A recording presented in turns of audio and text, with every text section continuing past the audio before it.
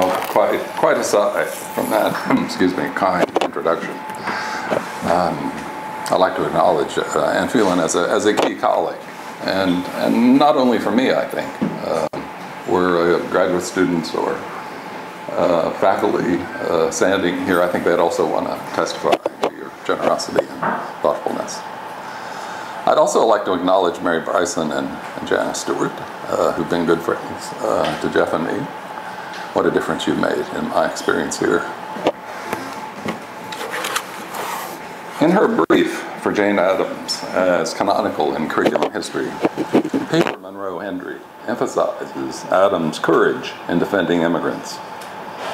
While immigrants, her neighbors in Chicago's 19th Ward, remained her lifelong concern, African Americans also engaged her ethical commitment to democracy in America.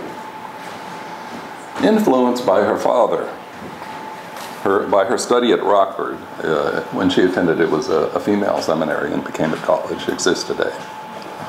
By her tours abroad, including a momentous visit to Toynbee Hall, Addams arrived at this commitment to democracy quite on her own. Louise Knight underscores Addams' intellectual independence, quoting, "Addams was ferociously determined to think through matters on her own. There was intellectual hubris in the position. She was clearly confident of her ability to reason things out for herself, and reluctant to consider that her class origins blinded her in any way. But there was moral courage in it. Many of the most difficult and defining moments in Jane Addams' life would arise because she insisted on speaking the truth as she saw it. This was one tenet of individualism that she would never abandon." Today I recount Jane Addams' experience of academic study as what she called a snare, a preparation. Missing, she felt, was experience in the world, experience outside the claims of family and the confines of institutions. It was, I suggest, the worldliness that accrued from her 2 tours of Europe. Like academic study, these were opportunities for acquiring culture, what we specify today as high culture, as well as her emotional and possibly sexual engagement with Ellen Gates Starr and Mary Rosette Smith, that enabled her to honor what she came to call the social claim. Her acceptance of that claim resulted in a courageous career of social service and intellectual accomplishment, a passionate life devoted to public service.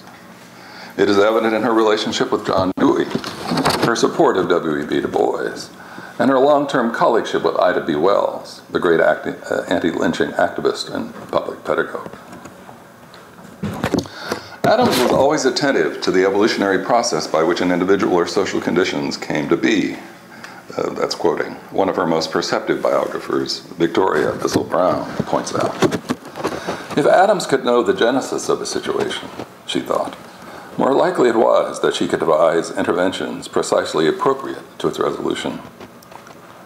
Quoting, "By tracing the evolution of Addams' own approach from arrogant heroics to democratic process," Brown writes, "we can appreciate why her lived experience convinced her that we learn best about life from life itself."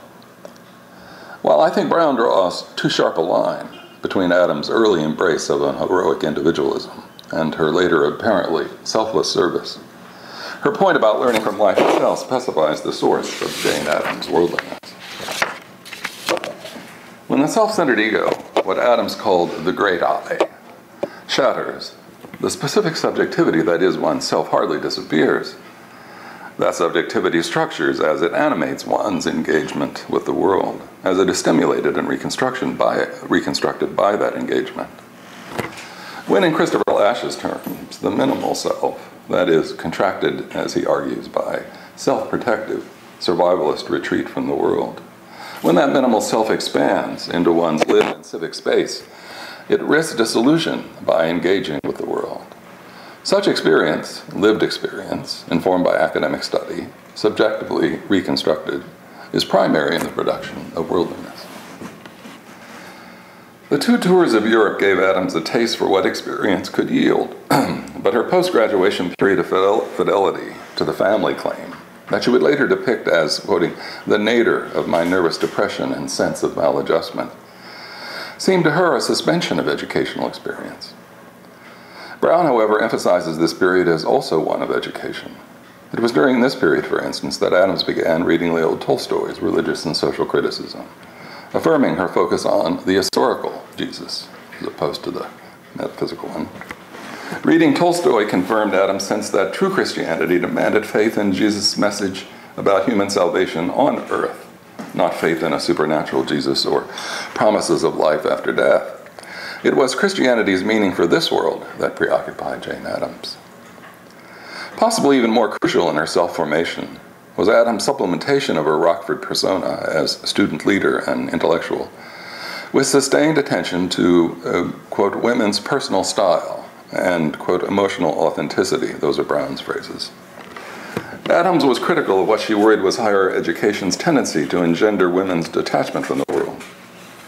Education, she felt sure, ought not to undermine women's ability to notice people's faces, to be what she called bread givers, to preserve what she called the softer graces. This was a period, Brown suggests, of Adams' affirmation of women's culture. Her attachment to her sisters and to other women, among them teachers Sarah Blaisdell and Sarah Anderson, and fellow alumni, prominently among them Ellen Gates Starr, signified an embrace of female culture. It was during this time that Adams realized that, as Brown notes, quoting, any heroism she aspired to would draw upon the connections that women fostered in her relationship. This was no incipient separatism. In fact, during her second tour of Europe, it was the study of Comte, specifically his belief in a supreme fellowship of all humanity, based on lived experience rather than metaphysics, that provided Adams a rationale for extending her embrace of female culture to humanity itself. It was the juxtaposition of study and experience that enabled Adams to imagine opening, with Ellen Gates Starr, a settlement house. Brown tells us that Adams was reading Walter Besant's popular 1882 novel, All Sorts and Conditions of Men, the same week, that was in June 1888, that she visited Toynbee Hall. The plot's novel seemed to reproduce the main points of Adams' life. The heroine, Angela Messenger, a wealthy heiress who felt lost after graduation from Newnham College, moves to East London to live and learn and fall in love among the working classes. There she builds a people's palace as a center for culture. After reading All Sorts and Conditions of Men, Adams visited the actual People's Palace, a new East London youth center built on private and public funds.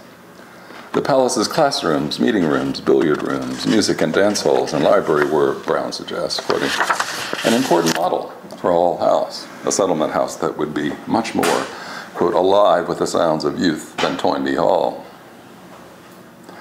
There was to be no simple mimicry. Moved by her experience in London, informed by her ongoing academic study, Adams was able to imagine her future course of action. However shared that course would be, it would be distinctively hers.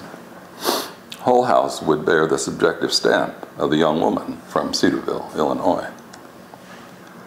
In her eulogy delivered at the memorial service for Anna Peck Sill, the founder and head mistress of Rockford Female Seminary, a year after her return from Europe, Adams asserted that a college education was nothing more than, quoting Adams, a mountain of mere straw and stubble if it did not give graduates, quote, a moral purpose.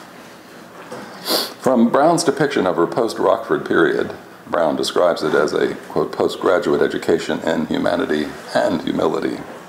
We are reminded it was Adams who restructured the subjectivity her upbringing and education had formed.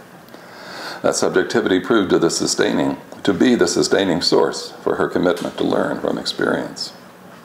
In one of many beautifully crafted passages, Brown summarizes the shifts Adams underwent during the period after her undergraduate education and before the founding of Hull House, quoting Brown.